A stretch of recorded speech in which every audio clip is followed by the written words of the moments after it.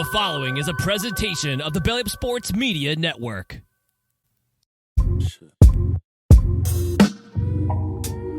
What is going on, everybody? Welcome back to Sideline Summit. I'm Antonio Perez, joined as always by Danny Cole, DCU Penn's finest. Unfortunately, we are without Chris today, but it's not for a bad reason. He's just enjoying himself on a cruise.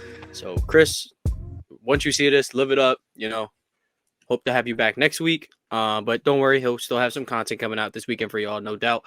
However, for the meantime, me and Danny are going to hold it down. So today, obviously, we're going to do NBA Weekly. It's part of the daily schedule along with Summits Plummets. And then we're going to be predicting the next 2 weeks in the NFL, see how the rest of the schedule is going to play out, and that'll build what we think will be the final playoff picture, and then we will go from there. Of course, we're going to preview Week 17 within this, so it's kind of like a 2-for-1 type of segment. Week 17, hots and locks, and then we'll do Week 17 Summit Savings, but the bulk of this, we're really just going to be talking about last 2 weeks of the season. How do we think things are going to play out? But before we get into any of that, Summit Saving or Summit's Plummets almost jumped the gun. Summit's Plummets, Danny. Yeah, Chris is on Christmas vacation. As Chris always does on the show. So yeah, Summit of the week. The NFL last 2 week stretch could not be any more fun to watch unravel. I think this is probably the most fun we've seen happen in the last 2 weeks of the season in a long time, to my memory. I don't remember where there was like 6-7 teams that we didn't know what the playoff was. I feel like for the last few years, we knew the 5 or 6 teams locked up, and a lot could change. So I like it. Yeah. As we were just discussing a little bit before this, so how many contenders are there really? There's obviously a lot of playoff contenders.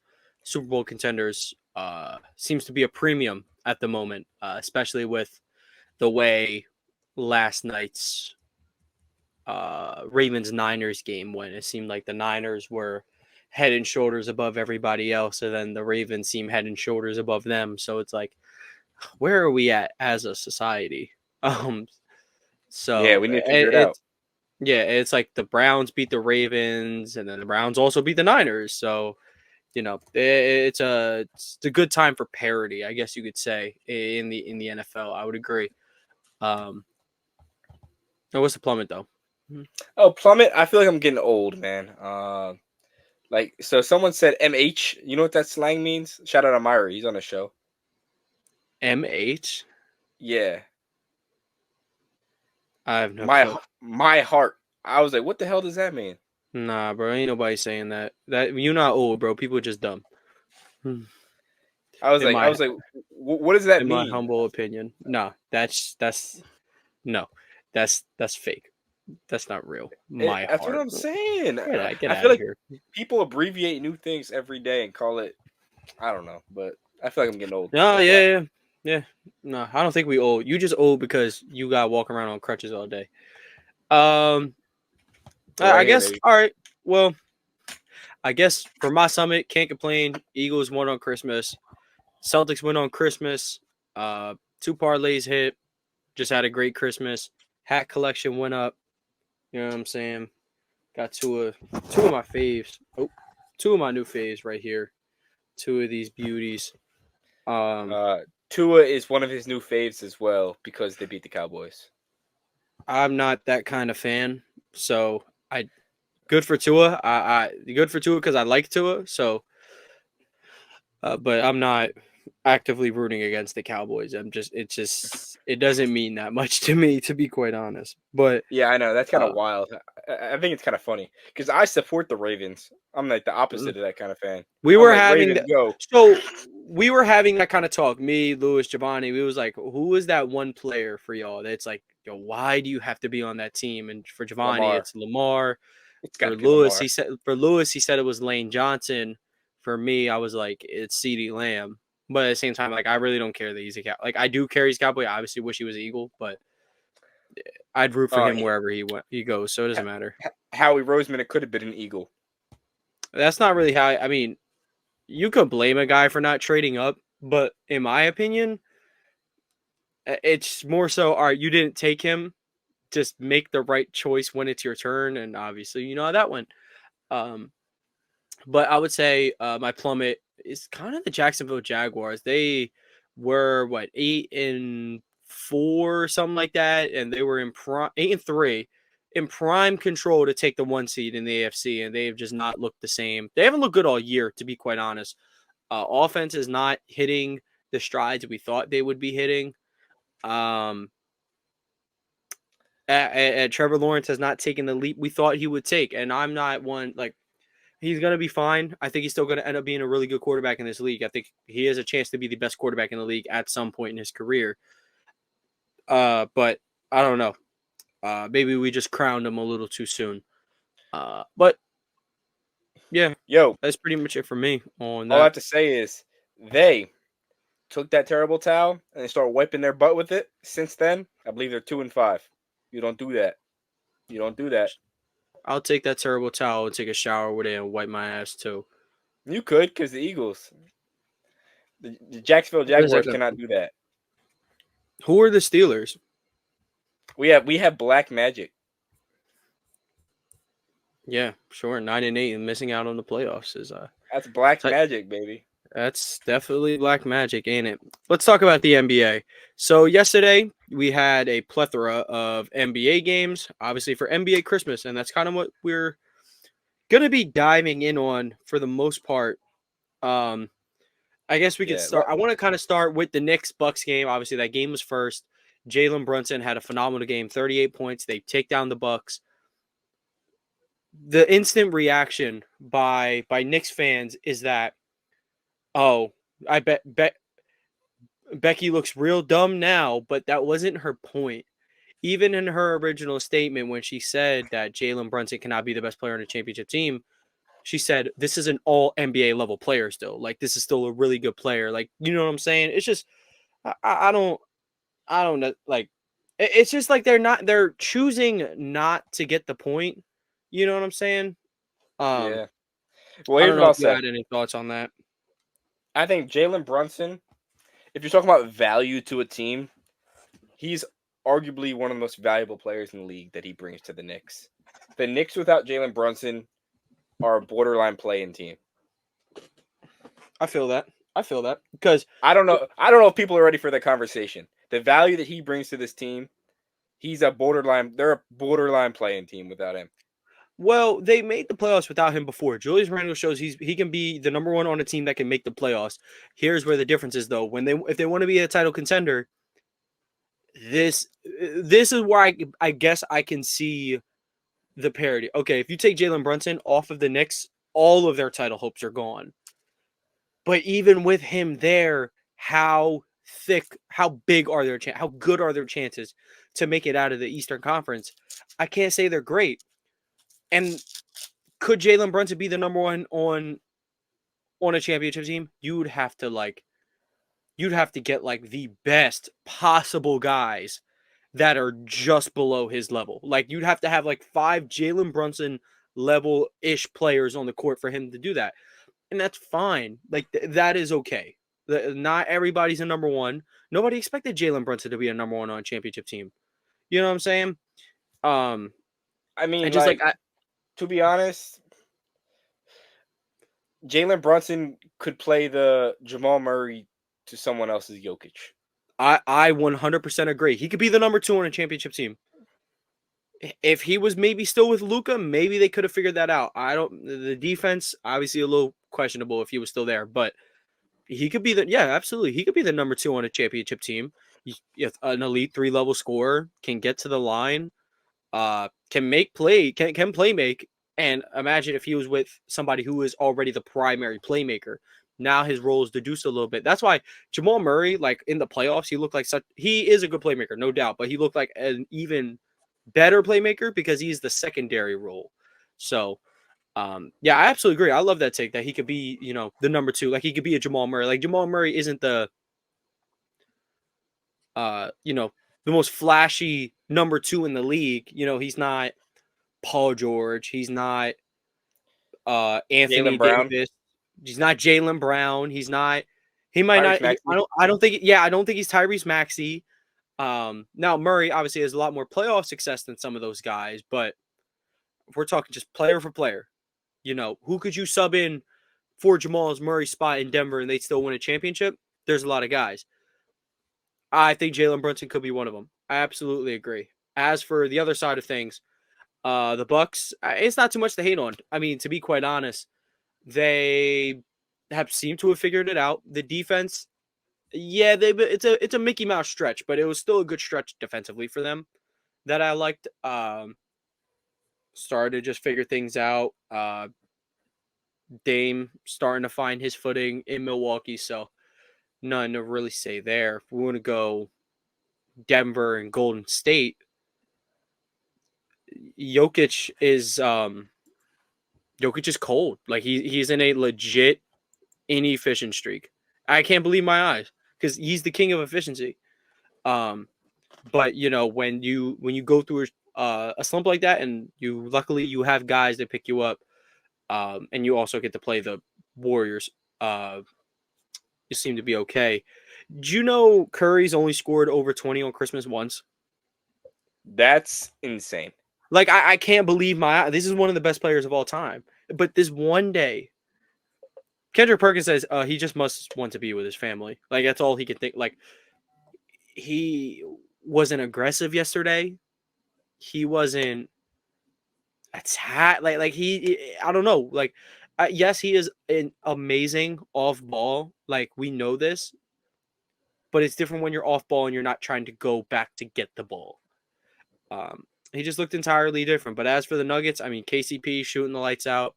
Michael Porter Jr. shooting the lights out and playing defense. He had two huge blocks. I believe one was on Clay. I know that for sure. That was the really good one. Denver. I mean, at this point in the season, if they're favored to repeat, I wouldn't doubt it. I think they're fully capable of beating anybody in the West in a 7-game series. And anybody who comes out the East, I think with Jokic on his game, I think the firepower to do it. They don't have the most amazing bench in the world. You kind of got like Peyton Watson coming off the bench, Christian Brown coming off the bench, and those are like your two main guys. You might have to go like 7-man lineup, but like, I think you can afford to do it, especially if it gets to like how many teams in the West are really that deep anyway. So I don't know if you had any words on that one. I mean, not really. I think you said everything that has to be said there. The West is unique. West is unique. The West is like, I'm trying to get an NFL comp. I can't even find one. It's supposed to be like, a super stacked conference, but believe it or not, there's just a lot of bad teams, record wise, at least, not to really, just dunk on them. So looking at the Western Conference, so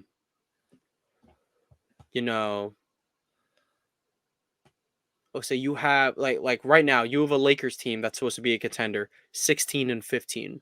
And they were riding the high of the in-season tournament. Like we're like, oh yeah, this is what the Lakers will look like at their absolute best, and it seems like they've fallen flat on their face. Right below them in the Pacific Division, Warriors 15-15 because their defensive anchor wants to be a UFC fighter. And you already had not a lot of depth, not a lot of good defenders. You're kind of banking on Kuminga stepping up and being one of your best bench scorers, and it just hasn't played out. At least right now, it hasn't played out. Clay developing a little bit more consistency over the last couple games, but for the most part, this season seems to be my laundry, seems to be the dishes, the way he's washed. And then you have the Suns. This was supposed to be the best big three in the league. Beal, Booker, KD. They're 14-15. Yeah, they haven't played a lot of minutes together. When they have played together, they've played 14 minutes together all year. Their net rating is 23, I believe. Plus 23, which is phenomenal. Why can't y'all get on the court together? Because it's a problem when you're not on the court together because you guys are banking on this big three, and now you have no depth because you usually can't get both. Same thing with Boston. Boston's top starting five, and Al Horford, that's an amazing like 6-man lineup. Sam Hauser, it's an okay 7-man lineup. Peyton Pritchard, we're getting a little shaky 8-man lineup. But during this stretch, they found a way to, involve more guys. I'll get to that later. But to the rest of the West, I mean, Mavericks 18-12. I think that's pretty good, especially with no Kyrie the past couple games. 2-game win streak. Luka, who we'll talk about more when we really get into Suns Mavericks. Rockets are 15-12. They're ahead of schedule. We'll say this though, Grizzlies, your Grizzlies, 9-19. We're 6-19, 3-0 since Mr. Morant came back. What is your thoughts on what people have been saying? They said if the 6-19 Grizzlies end up making the playoffs, John Morant needs some MVP love. He can't win MVP, right? Because he doesn't meet the minimum requirement for game, right? How many? He missed 25, and don't you need to meet 60? Yeah, that's true. You got it's like a 62 to 65 like threshold. Yeah, you're correct. However, let's say we scrap that. So let's say he plays every game for the rest of the year. He's sitting at what, 57 games? They will never make an exception. They can't make an exception on this. They wouldn't make an exception. Well, they wouldn't make an exception, but let's just discuss it. He played 57 games. They start 6-19. If you want to make the playoffs in the West, you got to have at 45. Least let's say 45 wins. So if they get 45 wins, they will go 45-37. So estimated from his return would be 39 and 18. I think the Celtics last year. You would genuinely have to give him some MVP respect. And not even like since he's come back, it's just different vibes. And he hasn't even got to play with Smart yet, from what I know. I don't think he's got to play with Marcus Smart yet. When was their last game? It was 23rd. They played the Hawks. They put up 125. Ja, I'm pretty sure, puts up 30. Desmond Bane puts up 37 with him. Jaren Jackson puts up 20. He hasn't even played with Marcus Smart yet. So these Grizzlies aren't even at the peak of their defensive capabilities. They don't have a former defensive player of the year on the court right now. They have another defensive player of the year on the court actively. I don't know. I think this team, not only do I think they'll get into the playoffs, but kind of, it's funny enough, because they were the team last year that like you had to play the Lakers. If you have to play the Lakers in the playoffs, like you're going to have trouble because like they're one of the hottest teams in the NBA coming into the postseason. This year, they're that. Because it's such the bad start, I think if a team has to play like a play-in Grizzlies or like a 6-seed Grizzlies, it's going to be tough. I think it'll be a really tall task. I think Ja's got them right. And all the narratives that they're worse or they're better without Ja finally put to bed. But let's talk. We could talk about the Celtics-Lakers game just because we're gonna just for a little bit. We'll try to wrap up these last 3 Christmas games. Celtics going to LA, get a win. Depth, like I just said, it's a little shaky, but during this stretch, they've been trying different guys. Lamar Stevens has got a crack at some minutes. Keita has gotten some crack at some minutes, which I think he's been really good off the bench for Boston. He's super athletic. He likes to get after it on the boards. Not the most graceful guy around the rim, but I thought he did pretty well. Derek White, phenomenal. Kristaps Porzingis definitely deserves to be the 3rd All-Star for Boston in the All-Star game, in my opinion. I don't know if you had any thoughts on that game, either Celtics or Lakers. I actually wasn't unable to watch the Celtics-Lakers game just because the Eagles were on. Fair. That's fair. I figured you did actually. You did watch NFL Christmas, I'm afraid. I mean, it's kind of hard. The NFL Christmas, I usually watch NBA Christmas, but NFL Christmas is rare. It's one every few years. Next year we won't have NFL Christmas. It's on a Tuesday, so you have to savor it No, while we it'll have be it. on Wednesday, leap year. Correct. But And they still might do it actually. Apparently they're looking to make NFL Christmas a yearly thing, which I'm not a fan of necessarily, but Wednesday football, that's what we call the Pittsburgh Steelers and Ravens back in the pandemic year. Wednesday 3 p.m. or was it 4 p.m. something like that. Midday, dude. I don't know. Elite times 11-0 Pittsburgh Steelers finished the year what 12-4 Correct. because y'all lost to Commanders, Bengals twice, and Bills, something like that. Yeah. Nonetheless, to wrap it up, I don't really. I would love to talk about the Sixers like we always do, but I can't take anything away from that game. And B didn't play, Jimmy didn't play, Maxey had a stinker. Jaime Jaquez, letting it be known, those 4-year guys, if you're a contender, don't draft a potential kid. Draft a 4-year, 3-year guy who knows what it takes. Not Zach Edey though. No. Jaime is a baller. Like there's clear difference, and you know that as well. Yeah, we know that. Yeah. No. And last thing, what does Luka got to do to be the best player in the world? Because at this point, the man is out. The man is rivaling his 2K numbers. He is the best player in the world. How about that? You think he's the best player in the world? Are we talking right now, or is it like it's just his title, like flat out? Problem is, I think you got to have an MVP. He's got to win MVP this year, and it's going to be tough. I agree. Joel's averaging 35 and 12, and he's my MVP right now. He is everyone's MVP right now. I don't. Oh, well, not everyone. Apparently, I talked to one of my friends. He said that Rudy Gobert should be the MVP of the league because he makes the Timberwolves better. Oh, okay. Yeah, I told him with that logic. Look, I get what you're saying. No. I told him with that logic. Probably still make the playoffs without him. I told him with that logic, like Aaron Donald's MVP. Yeah, like Mavs are lottery. No, with that logic, TJ Watt is the MVP. Yeah, and it's just like no, you can't necessarily do that.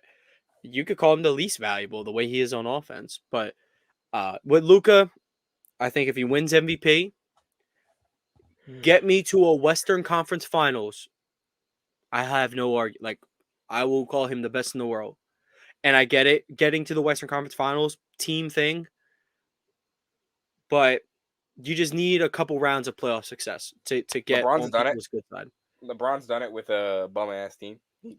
Yeah, but LeBron used to play defense, so that's another thing with Luka. You know, you don't play defense now. Jokic gets away with it because Jokic is serviceable on that end, but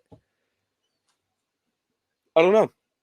I think it's good dialogue. I think give me an MVP, get me to the third round of the playoffs, get me to the Western Conference Finals. Luka, I will crown you the best in the world. Your numbers are there. Your net rating, all the advanced analytics point to you. You are the chosen one. You are the prince that was promised. But we got to put it together some some playoff success. But to the bulk of this episode, we're going to be predicting and talking about the potential NFL playoffs, and this will involve us running through each of the games in week 17 and week 18. Just give me 1 second. I'm going to pull up clinching scenarios as obviously there are big implications going on this week. But without further ado, we can get started. First week 17 game we want to talk about is Jets and Browns. Jets are mathematically eliminated from playoff contention. However, for the Cleveland Browns, they can clinch a playoff berth with a win or a Steelers loss or Buffalo loss or Jacksonville lost or Houston lost plus Indy lost. So they have 5 different scenarios. Easiest one is winning in, and they're hosting the Jets. I like Joe Flacco a lot better than other backup quarterbacks. because of who he is. This guy legit has nothing to lose. Like if they cut him, I promise you he would not care. He's had his career.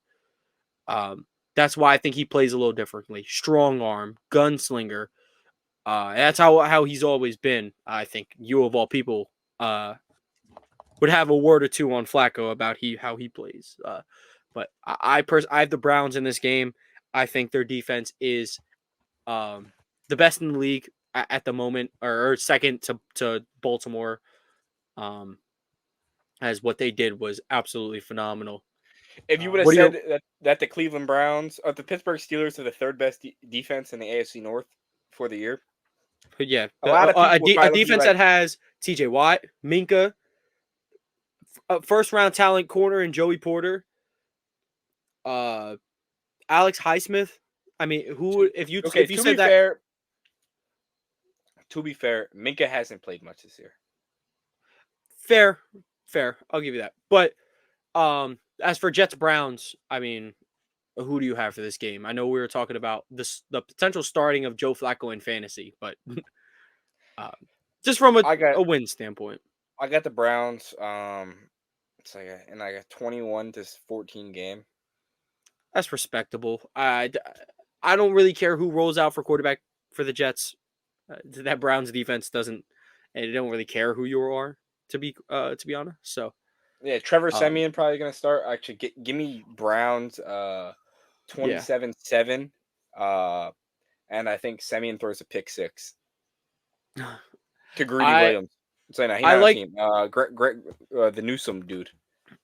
I will say I like the connection that Flacco has with these guys, because unlike the younger guys, unlike DTR, PJ Walker, who's a vet, but DTR PJ Walker, on IR for the year. Yeah, so PJ Walker is the official backup now, but Flacco, he knows where guys are gonna be. His experience is very evident, in my opinion. He already has a really good relationship with Njoku. It seems like he loves Amari Cooper. That is very evident. Amari Cooper had a career day. I'm pretty sure first Browns receiver ever with back-to-back 1,000-yard seasons. Was that correct? Yeah. That's insane. One of the most historic franchises in NFL history. And Amari Cooper etched his name in their history book. That's he's phenomenal. Also, I believe he's the only person ever to have 2 1,000-yard seasons on 3 different teams. Yeah, that's pretty ridiculous. I mean, he's had several stops, but there's no doubting this guy is valuable. Still, one of the most underrated wide receivers in the game. I think he's one of the best route runners. Like one of the rare receivers that can really do it all. He's like doesn't get his flowers. End of the day, he's gonna be like Doug Baldwin. People gonna forget about Coop. I think he's a little better than Doug. I mean, Doug's cool. Doug will end up being forgotten just because he didn't have the insane numbers, but those who know. Amari Cooper, kind of in that little patch of like Keenan Allen, Mike Evans. Amari Cooper, Mike Evans, you don't got to overthink it. These are going to be gold jacket guys eventually, in my opinion. For sure. But we can move on to next game. I'm just going to go right, and I'm going to go down and go all the way back over. So kind of going in a big circle here. So we have the Lions visiting the Cowboys. As for the Lions, there are no clinching scenarios this week. And for the Cowboys, there are also no clinching scenarios this week. However, both are already clinched into a playoff spot, and the Lions have already won the NFC North title. Their shot at the 1 seed, very long at this point, if they even have one. Cowboys, their shot to even win the division at this point. However, if Dallas does lose with a Philadelphia win, Philadelphia does clinch the NFC East title, would be the first team since the 2004 Eagles to win back-to-back NFC East division titles. But to this game, you got a Dallas team coming off a whooping and a close call. You got the Lions coming off a win against the Vikings and a close one to win their first division title in my lifetime. What are your thoughts on this one? I think Dallas gets it done. I think they're a better football team. I think the Lions are like the Ferrari. They got all the new fancy shiny wheels. But sometimes you forget to oil the wheel and it might fall off.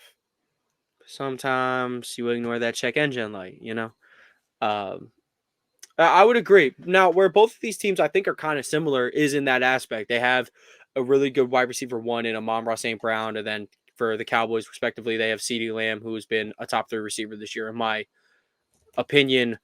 Defenses are, I would say, at least Cowboys, they've shown spurts of like elite defense.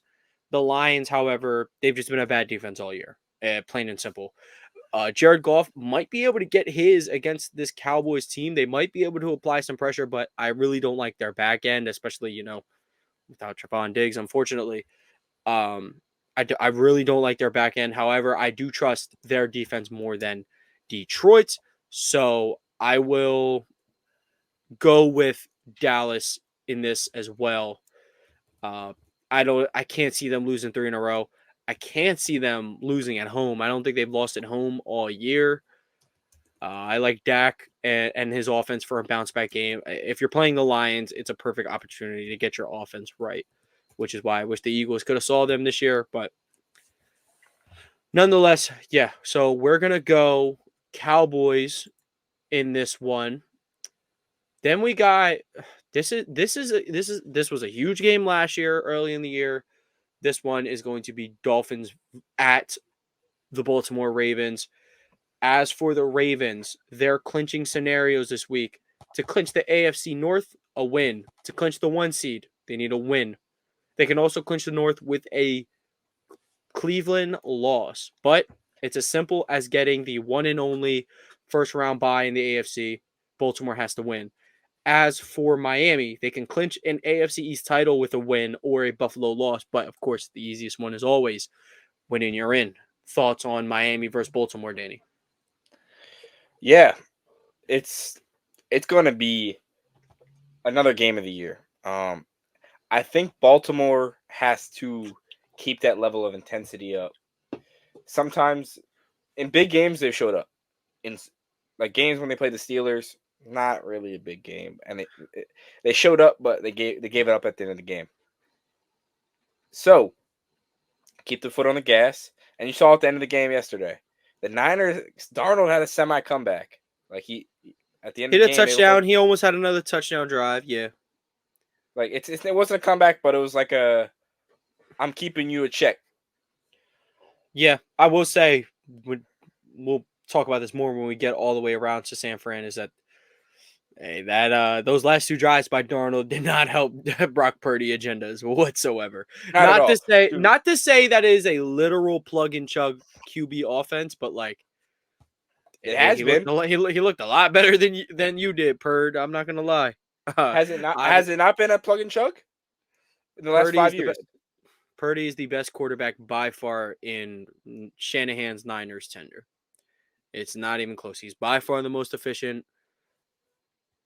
He's obviously still the quarterback for this team. I don't think that's really up for interpretation. But back to what you were saying about Miami versus Baltimore. Yeah.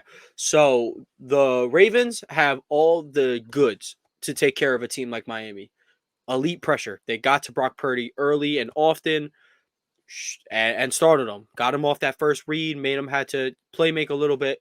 It's almost like he's a game manager. It's almost like one of the best dual threat quarterbacks of all time said that.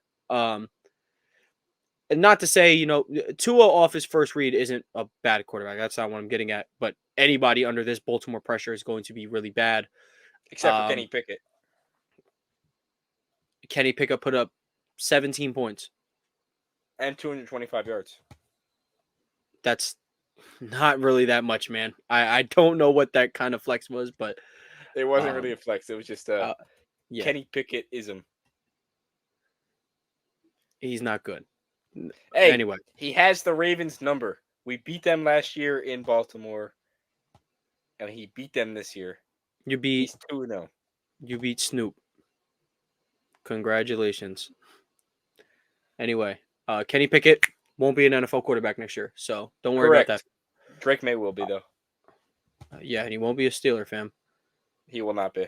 He'll be a Commander. Maybe. We'll get to them later. Miami and Baltimore. So Baltimore, like I was saying, all the makes to take down a team like the Miami Dolphins. Dolphins. They can get the pressure. They got the corner one. You have Kyle Hamilton, who's playing like one of, if not the best safety in the NFL. Injury scary. Injury is scary. We're hoping. I haven't seen any news on it, which is actually good. Yeah, if you want to do a quick Google search on that, as I continue, the linebacker duo for Baltimore, best in the league. They said it doesn't look too bad. Hopefully back by playoffs. Yeah, I think they could, and they could probably live in a game like this without him. If they have to go with a shootout into a shootout with Miami, I fully trust Lamar to win it. And the third time's the charm, man, because we've said Dak was the MVP. We've said Purdy was the MVP. Both of them continue to put up horrible games. Well, we didn't say Purdy was the MVP. The sportsbook said that, but so hopefully, Lamar, just hang on for 2 weeks and the award's yours. I promise. But wait. We have to start talking about Lamar being an all-time great. How many quarterbacks have 2 MVP awards? I believe it's a solid list of like 7 guys. I believe. Yeah. And it's, you know who's not on that list? list. I don't think Drew Brees is on. I don't think Drew Brees is on that list. Drew Brees doesn't have an MVP. That's what I'm saying. So why? Not to say the award is flawed. Anybody who's won it has earned it. But like, if Brock Purdy won an MVP and Drew Brees does not have one, there's something wrong with this game. Something is wrong with it. And that's why I'm kind of glad last night happened. And I'm all for quarterbacks. I'm a quarterback dude. But all right, Purdy, there's 10. Purdy can win an MVP. There's 10 people, right? I guess. Wait. Can I guess? Let's see. Let's give me a guess to 10. Okay. Peyton Manning, obviously. Yep. Has 5 of them? That's insane. 5 times he was deemed the best player in football. Just ridiculous. Yeah. Tom Brady, obviously. He's got 4? Rodgers has 4. Yep. Is that correct? Okay, so I got 3 of them. Elway has a couple. Elway does not have. He doesn't have. Favre. I got my white people mixed up. Favre. Yeah. Okay. Favre. We got Manning, Brady, Rodgers, Favre. And these are all multiple time winners, right? We're going off multiple time winners. Mahomes, he is a 2-piece. He's the recent. Yeah, he's the most recent to do so. We already said Brady. Trying to skim through the years. Obviously, no one. That's are these all quarterbacks? One is not a quarterback. One is not a quarterback and is a 2-time MVP. Ooh, is it a running back? He's a running back. He played for an AFC North team. Played for an AFC North team, and he's a AFC North running back, 2-time MVP. You should get Jim Brown. Yeah, Jim Brown. So is that what? I have 5 of them. You have 5. You got 1, 2, 3, 4 left. 4. Did Marino ever win 2? He did not. Did Steve Young ever win 2? Steve Young did. Joe Who's Montana? his counterpart? Correct. Bingo. Joe Montana. So what? I have 3 more. I have 2 left. Yeah. Okay. I feel like I'm kind of on a roll here. I'm not gonna lie. Kurt Warner. You are. Kurt Warner, and you got 1 left. I don't know if you're getting this. EJ's dad. No. Oh yeah, he is EJ's dad. Yeah. Now Rice legend EJ Warner. I need this last one. Ooh. He's a Pittsburgh native. Pittsburgh native. I don't think that gives you any. I don't know if that gives you. Yeah, I would say that. But I don't think that really helped. What? He's an old head. He's like old. Like we're talking 70s old head. Yeah. Was it Staubach? Nah, we're talking. Staubach didn't get 2 MVPs. We're talking 1956 rookie.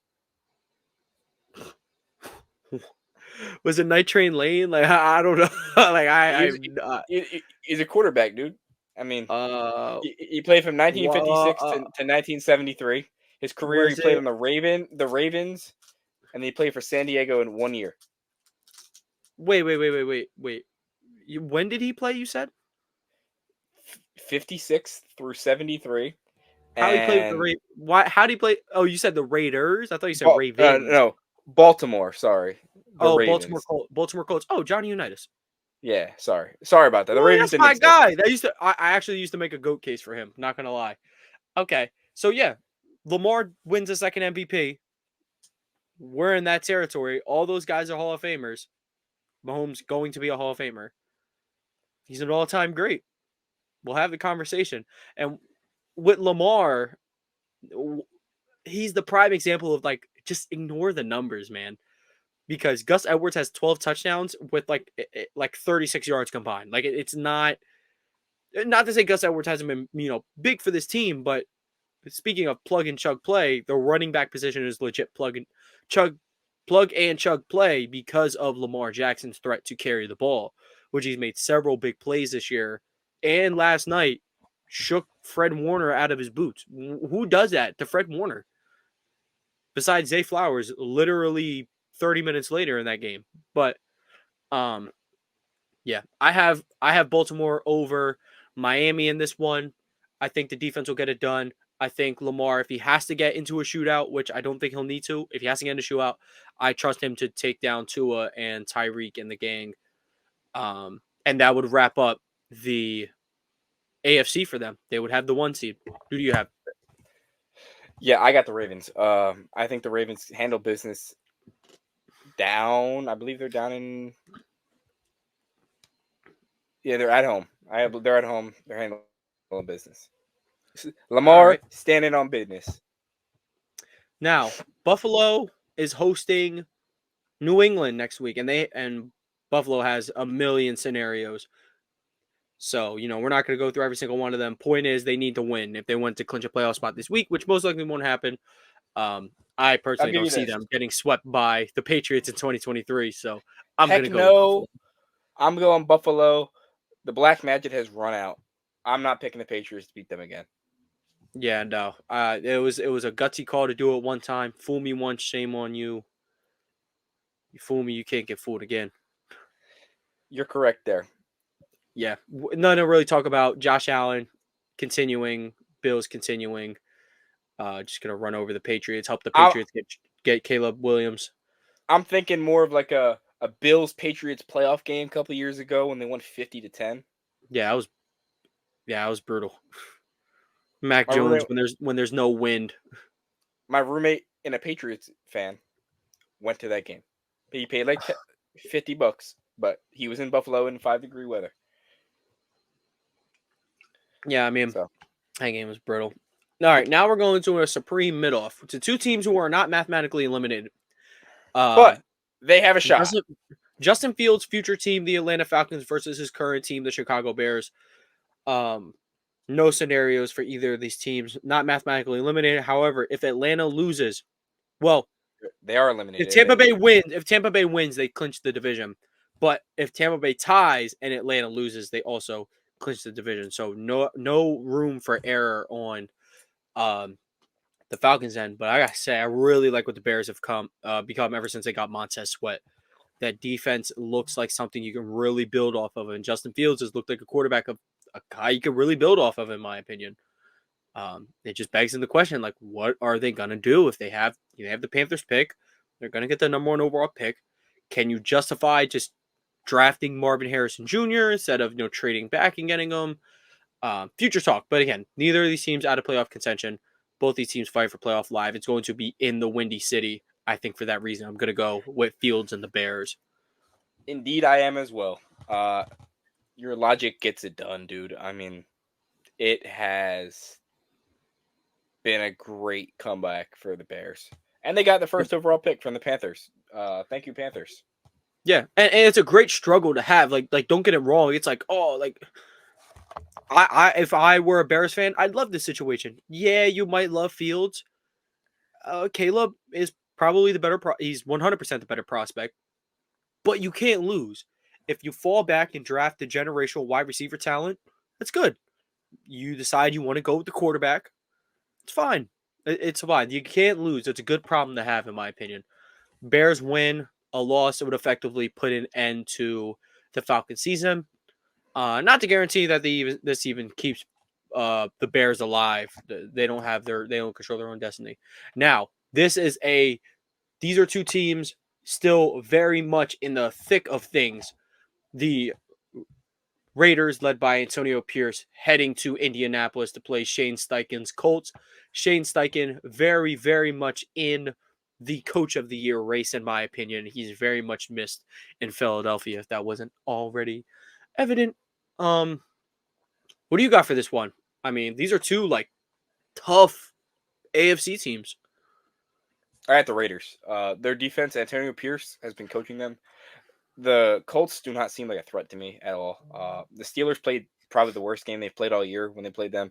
The Colts they don't have the it. The Steelers don't have the it either, but the Colts don't have the it. And right now, the Raiders have the it.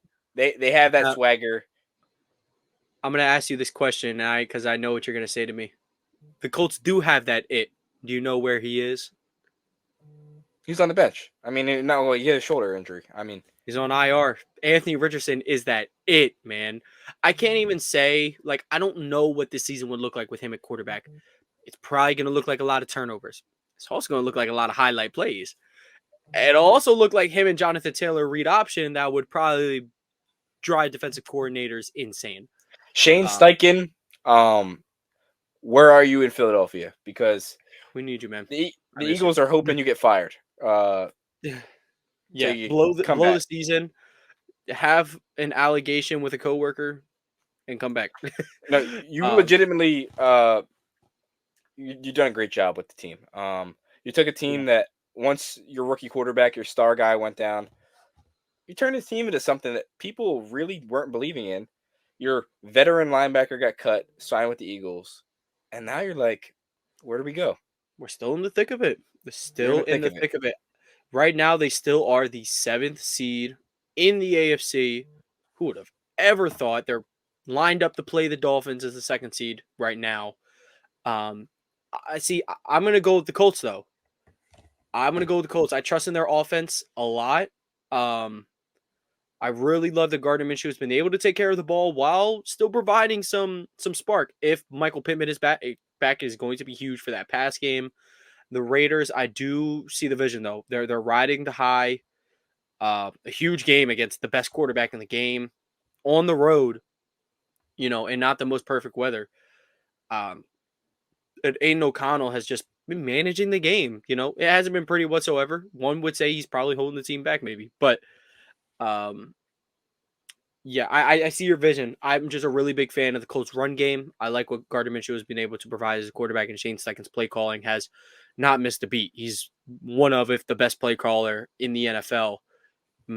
Probably Shanahan over him still, but there's no shame in being second to Kyle Shanahan in play calling. So I guess at this point we would have to flip a coin that I don't have and I didn't prepare for. Do you have a coin on you by any chance? I do not. Here, I got us. Do not fear.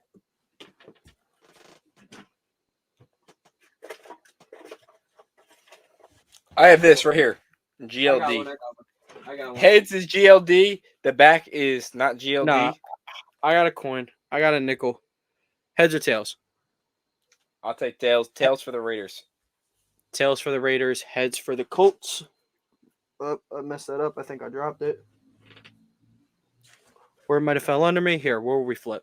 Again, tails for Raiders. Heads for Colts.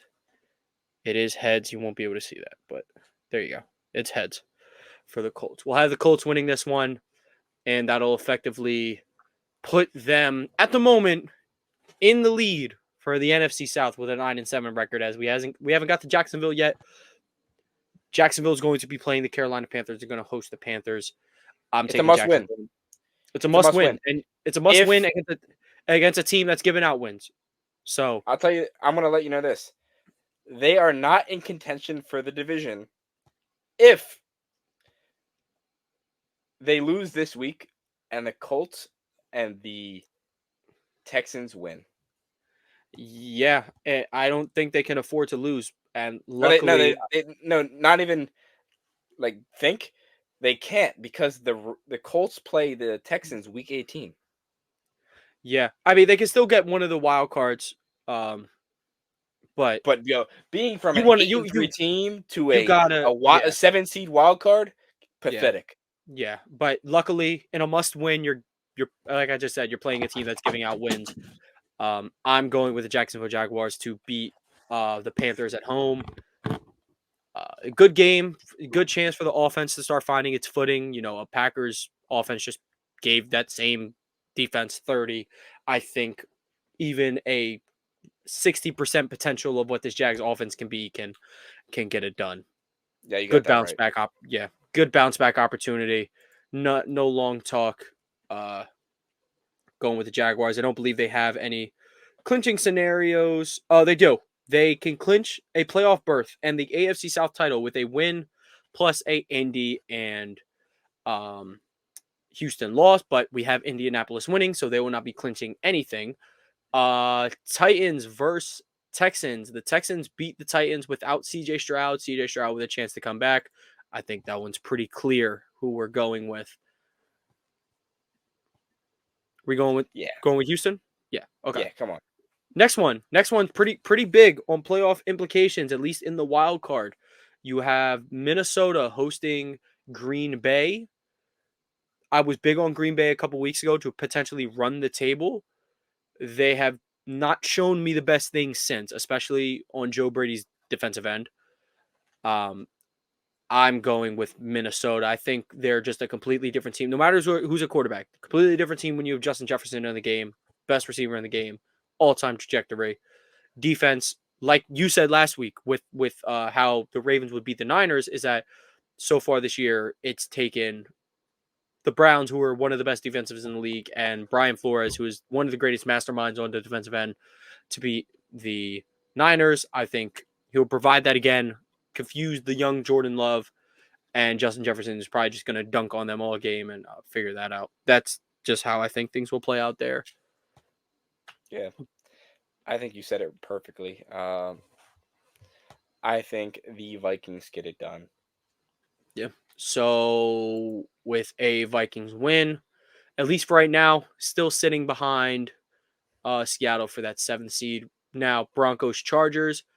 I'm just effectively going Broncos, who are not mathematically eliminated, but the Chargers are, and they're out here uh, paying No, Easton Stick to play quarterback. they're not real. You like shut up. Like they're Yeah, not real, bro. yeah. Without Herbert, it's a mess. Now you have another team not mathematically eliminated, but coming off a crushing defeat to a division rival, the Cincinnati Bengals, head on the road to Arrowhead. Again, just kind of like the Jaguars, perfect opportunity for a bounce back game. Kansas City. I mean, we just saw Mason Rudolph light up the secondary.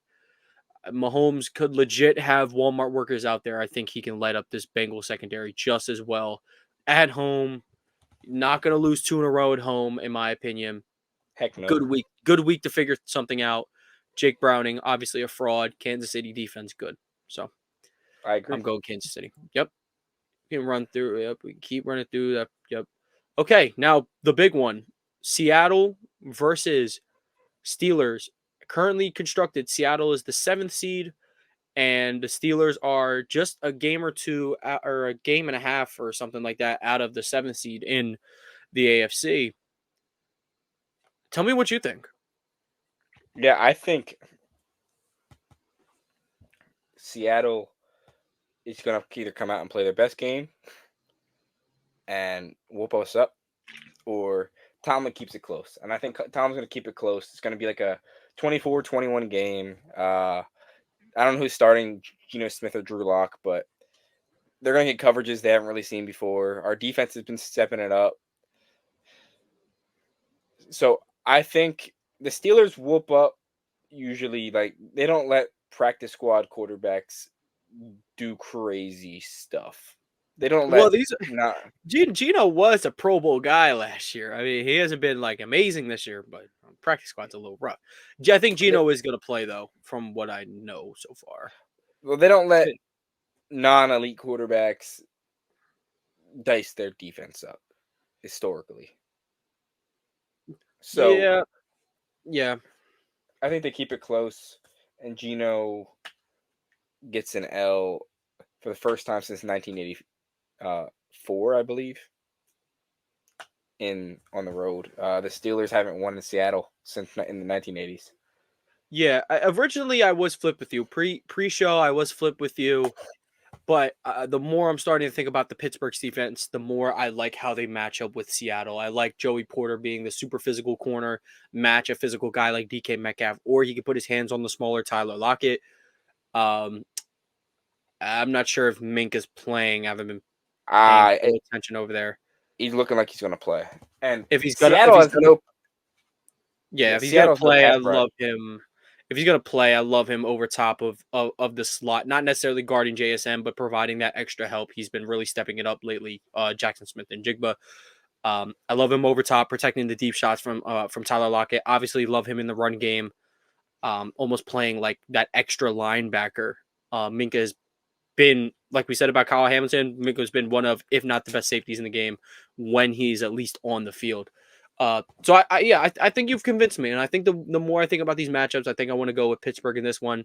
Seattle's defense, how will they disrupt Mason Rudolph, who is projected to make his second start of the season? In his first start, he was phenomenal, but you do know, backup quarterbacks, they come and they go. But kind of like Mason Rudolph, he's not like a Jake Browning, he's not like a Tommy DeVito. He's been in this for a lot longer. He's a little closer to a Jacoby Brissett. He's done this before. He's gonna take his shots. He's got chemistry with the guys. Clearly, he likes George Pickens a lot. So if Mason Rudolph can find a way to get the ball to George Pickens early and often, I like Pittsburgh to win this game on the road, and I think I'm going to pick them as well. And with that win, that would put Minnesota into the 7th seed with a Seattle loss. We have the Niners heading into Washington, pissed the hell off that they just got destroyed on Christmas. I don't think there's no need for long talk there. We got Saints versus the Bucks. The Bucks clinch with a win. They are home. Mr. Mayfield is on fire. I'm going with the Buccaneers. Do you agree? Yes. Yeah. I mean, look, Danny's been fighting the long fight, not with me, but longer than me as well, about Baker Mayfield. He's been Mr. December so far. He's been great. Saints are bad, I think, and with this win, the Buccaneers would clinch the AFC South or the NFC South. Home playoff game, baby. And would have a home Baker playoff Mayfield. game. They would have a home playoff game against the Dallas Cowboys. And they also would be one of the hottest teams in football, which I would still pick Dallas to win that game. But I think they would actually have a better shot from last year. And that team had Tom Brady. So I like what the Bucs have been this year. Eagles, Cardinals. I'll take the Eagles in overtime. Because that's just how they've been this year. That is just how things have been. I am going to take Philly, though, to get this win. And with that win, they would not have clinched the, I would say, yeah, I do not believe a win. Yep, they would need a win and a Dallas loss to clinch the NFC East, but all is well with that win. Also, with that Niners win and Detroit loss, they would also need a Philly loss to clinch the 1 seed, but that did not happen. We did not say so. And then last game of the Week 17 slate, Rams versus Giants. Wow, the Eagles almost want the they almost want the Cowboys to win this week. Because if the Lions win, the Lions didn't play San Francisco. So if San Francisco happens to lose Week 18 and drop down to 12-5, the Lions would have the 1 seed because they beat the Cowboys. Well, I think anybody will be cool going to Detroit and getting a win. But I assume we're going Rams over Giants here. Yeah, I mean, I'm going Rams over Giants in a close game. Giants have this grit right now, but they want to get a franchise guy, whether it be at receiver in Marvin Harrison. Marv would be really, really game-changing for them. Yeah, I mean, they don't really have the the receiving threat to take you out, off the top or just take over a game. The Rams, they have two of those guys. They got Cooper Kupp, Puka Nacua, who I believe Puka has overtaken Stroud in Offensive Rookie of the Year just due to Stroud being out. But I would just say just real Washington quick. currently. We'll rip off the top 10 draft picks so far. Yeah, go ahead. Chicago, Arizona, Washington, New England, New York, LA, the Chargers, Tennessee, Chicago, the Jets, and the Falcons. I see a team that really could go get Marv that is scary is the Los Angeles Chargers. Yeah, I agree. That would make it very scary. Now, real quick, for I guess before we move on to the Week 18 and rip off how we think Week 18 will go, we might as well just do our hots and locks while we're here. I agree. I guess I want to say my hot. I mean, we already given all our wins and stuff, but I would say my lock is San Fran over Washington. That's yeah. I guess my hot take would be Pittsburgh over Seattle. Um, I'm pretty sure Seattle's probably favored to win. They're home. Pittsburgh ain't beat them there in a minute. I'll take Mason Rudolph in his second start at Seattle. Yeah, give me in my lock the Jacksonville Jaguars hosting the Carolina Panthers. Mm-hmm. Enough said there. I don't got to get to that too much. Yeah, no long talk. And yeah, I guess I have to I would say I go. guess your hot would be the Raiders at Indy, but they're Yeah, kind of really evenly stacked. It's not really that much of a hot take, but yeah, that would be my hot take. The Raiders at Indy. That's the only really, aside from the Steelers, like Tony selected. That's the only yeah, really hot take. I don't see that many coming down the stretch, and when you get to playoffs, you see the team that's favored winning a lot more. I feel. yeah, yeah, because you start to really figure out things out. All right, well, with how things are, before we move on to our Week 18 ones, that I promise won't take as long. AFC is Baltimore Ravens clinched the 1 seed. Then from 2 through 4, you have Miami, Kansas City, Jacksonville, and then 5 through 7 is Cleveland, Buffalo, and Indy in the NFC. Niners 1 seed but not clinched, and then 2 through 4 you have Philadelphia, Detroit, Tampa Bay. 5 through 7 is Dallas, LA Rams, and Minnesota. Now on to Week 18, Seattle versus the Cardinals. I'm going to take Seattle. Oh, it's at Arizona if that matters to you. Think Kyler plays spoiler. I'm with you. I think I'm gonna take. I think I'll have Kyler play spoiler here. I'm taking Seattle. You're taking Seattle. Yeah. I think Kyler will play spoiler. I'm not gonna lie. Where's my coin at? I I think think we're gonna. I think he'll keep it close, but the organization will tell him, "Don't let the Washington Commanders get the 2 seed, get the number two overall pick." Yeah, John. Yeah, forgot about that. Okay, we'll go with Seattle there.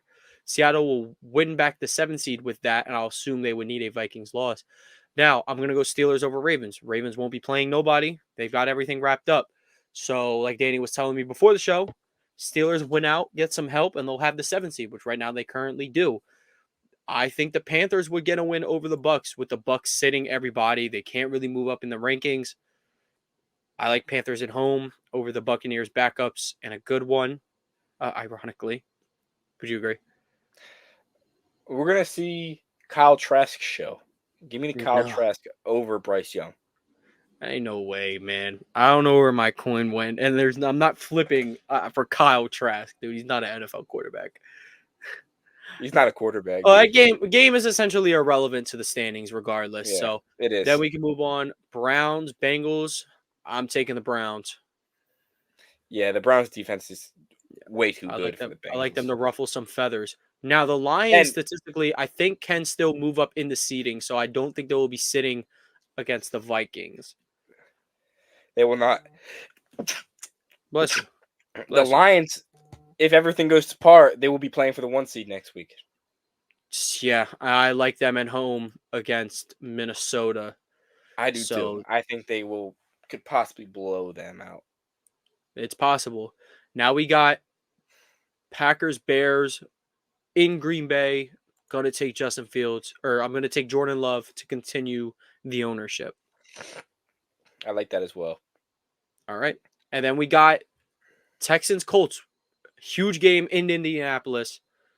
I think I'm going to go with Stroud, Ryans, and the guys in this one. I think I don't know if Stroud's healthy. That's the only Stroud problem. should be healthy by that point. I would love to take Stroud.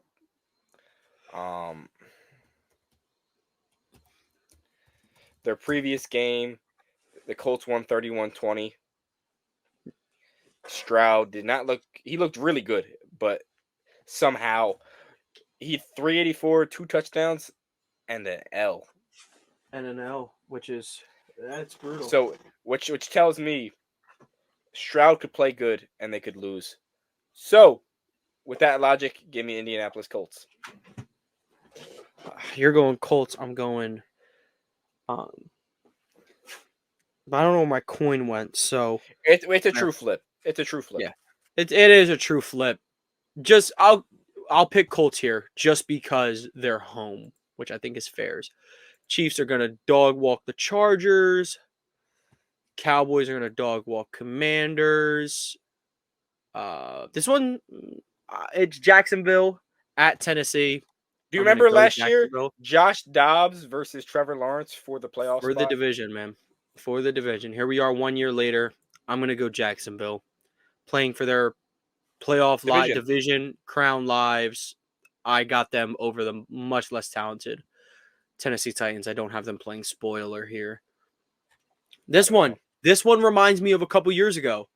It's Rams versus Niners, except roles are opposite. The Rams are the ultra-talented team that has picked it up late. The Niners are the uber-talented team that has just shown it all year. And the Niners ended up winning it that time in LA. Do you see LA potentially playing spoiler here to the Niners in Santa Clara? They need it for their playoff lives. And I think they get it done. Do you think the Rams get it done on the road? Last time they played,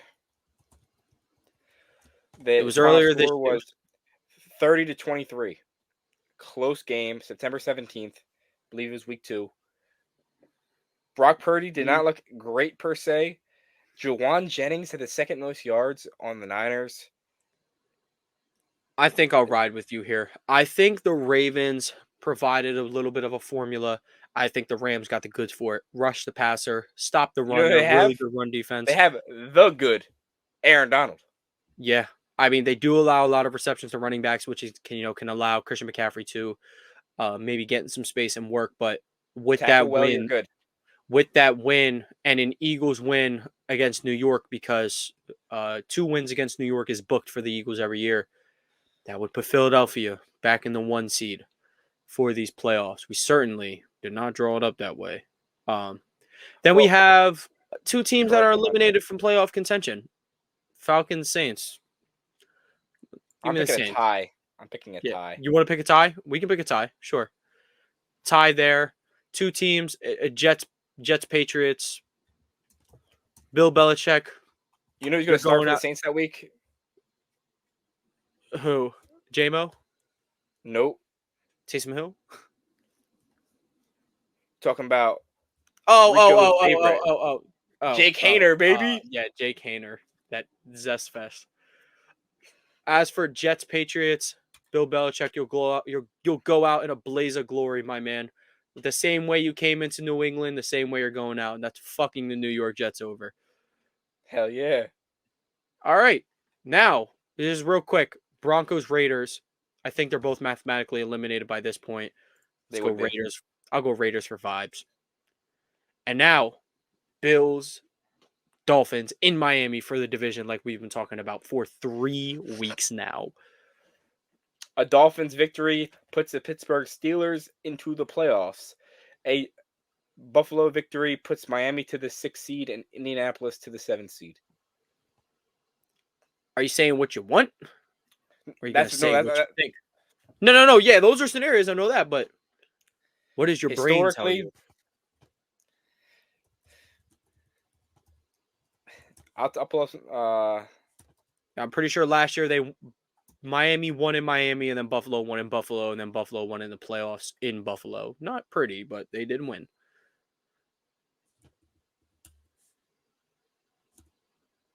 Or The while you look Bills that up, go record ahead. versus the Miami Dolphins.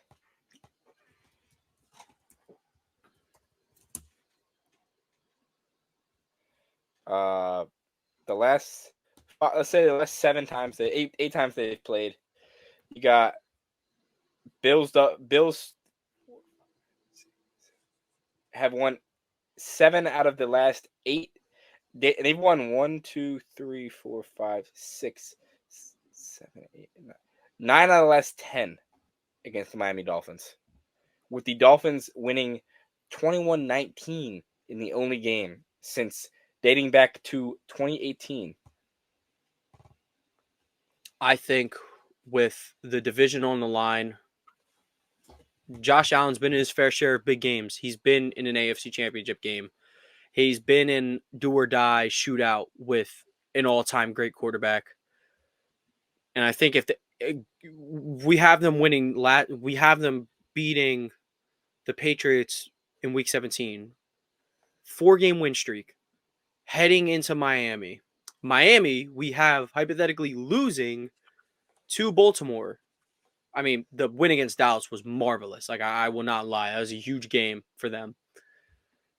I'm going to take Buffalo to do the season sweep on them. And that hurts because I really do like Miami at home. I think Josh Allen and Sean McDermott have a little bit more of a, I can't even say championship pedigree because they haven't won anything, but they've been in big games. They've been in big games and they've shown out. So I agree. I'm going to go Buffalo. It's going That to would be the game of the year, probably flex to Sunday Night Football need it. if it comes true. Yeah. Tua's going to throw Tyreek Hill every single play. You got to do it. Waddle, okay, the only thing that kills me, Waddle might not be healthy. He apparently is a. If Waddle's not healthy, 110% give me Buffalo. Because if all eyes shift to Tyreek, not that you can do much anyway, but your third option becomes. I mean, Raheem Mostert's a good guy to lean on, but you're playing the Bills. You're gonna throw the ball. So, And what this tells me, if I'm Miami Dolphins, I'm trading everything I got in the draft for Brock Bowers. whoa, yeah, for an elite tight end, I would like to see him bulk up the line. Just a lot of injury-prone guys on the line, so maybe that could help him out a little bit. But with what we have constructed, we have the Ravens as the 1 seed, as we mentioned already, clinched that up. In the wild card in the AFC, you would have the 2-seeded Buffalo Bills on a 5-game win streak, hosting the Indianapolis Colts at 10-7. Kansas City, 3rd seed, 11-6, hosting the 6-seeded 11-6 Miami Dolphins in a rematch of the German game, or was it Mexico? I don't remember. I believe it was Germany. You're correct. Then you have the 10-7 4th-seeded Jacksonville Jaguars hosting the 5th-seeded 12-5 Cleveland Browns. In the NFC, let's make quick picks in the AFC real quick. Give me the Buffalo Bills. I agree. Give me the Kansas City Chiefs. I agree. And give me the Cleveland Browns, which then sets up for a Baltimore versus Cleveland second round, and Buffalo versus Kansas City, a game we would love to see. So these would be that whole we need this. Y'all should be rooting for our picks. Y'all should be rooting for our picks. You want this. You need this. You know what? You need it even more. Let's say, hypothetically, Anthony Richardson is good to go for the playoffs. In my bizarro world that I said so, Josh Allen versus AR, moving mountains. We're here. Anyway, that would be a marvelous divisional round. But to the NFC, Eagles are the 1 seed. 2-seeded 12-5 San Francisco 49ers will host the 9-8 Seattle Seahawks. The 3rd-seeded Detroit Lions 12-5 will host the 6th-seeded 10-7 Los Angeles Rams. 4th-seeded NFC South champ Tampa Bay Buccaneers at 9-8 will host the 12-5 Dallas Cowboys. So we have 2 rematches from the last 2 years of the NFL playoffs. You got Tampa Bay hosting Dallas. Dallas is going to pack them up out of there. Unfortunately, we love Baker around here. Cowboys don't play about them weak teams, though. So yeah, I got San Dallas. Fran will not play about Seattle either. They got They their never number at do, the last. and they never do. It's almost like a D1 team versus it's almost like an FBS team versus like a FCS. group like a Power 5 versus a Group of 5. Like their trenches just look different. It's so weird. But the real one, I mean, The Rams versus upset. Lions. Give me I'd the upset in I'd the go Los I'd go Angeles. with Stafford. Hell yeah. Hell yeah. If the Rams saw the Lions in the playoffs, I'm 100% going with the Rams. I think they're one of the hottest teams in football. You have two wide receiver ones effectively at this point. You got a real run game with Kyron Williams, and Matthew Stafford is one of the best quarterbacks in the game. He's been doing this for a long damn time. So, um, Matthew Stafford's been doing this for a long time. I like the Rams pressure to put the pressure on Goff. He ain't a good playmaker. If he sits back there pretty, he's going to make all the throws. He's going to make all the plays. I personally think that the Rams defensive line will be able to hold up for that weak back end. I would have Stafford going into his old home and getting a win. So that would set us up for Eagles versus the Rams in a rematch. And then you would have San Fran versus Dallas in a rematch. Lots of rematches. So yes, again, y'all should be rooting for these to happen. Wait, when did the Eagles play the Rams? If the Eagles would play the Rams if the Rams beat Detroit. No. Oh, earlier this year? In a rematch. I don't remember what week. Carter had two sacks. I thought you meant in the playoffs. Oh no. We haven't played them ever. I don't remember the last time we've played the Rams in the playoffs. It's probably McNabb years, yeah. The Dallas Cowboys have played the San Francisco 49ers each of the last 2 years in playoffs. Cowboys getting up. Cowboys winning against the Niners. Mike Tomlin and Antonio Brown. I'll tell you this: if the Cowboys do get it done, it'd be a NFC East championship in Philadelphia. Winners the real NFC East champion. I don't see it happening. I see the Niners getting it done. Yeah, Niners, Eagles once again. But yeah, everyone wants to see it. Whether it's in Santa Clara or Philadelphia, everyone wants to see it. We need the everyone rematch. Wants to see whether Javon Hargrave was a snake for taking 84 mil from the Niners. was a snake for taking the bag.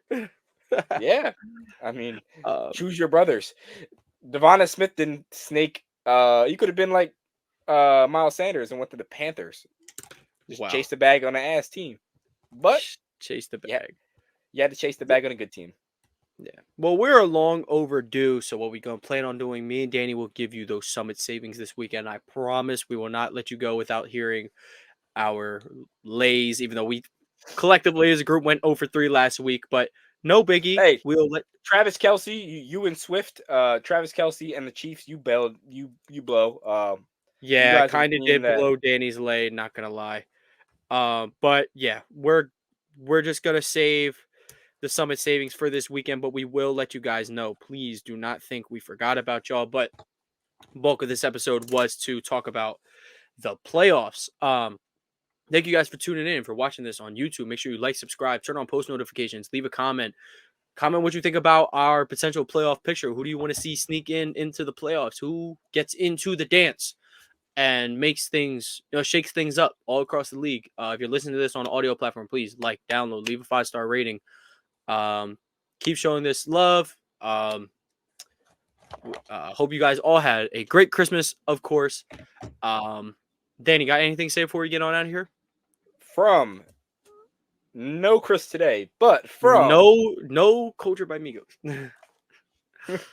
But yeah, from AP New Freezer, DC Comics, and hopefully Chris Culture by Migos next CB week. will be back to give his lay this weekend. Yes, he'll also be giving his light. Don't worry about that. But yeah, thank you guys for tuning in. And we'll catch you guys next week.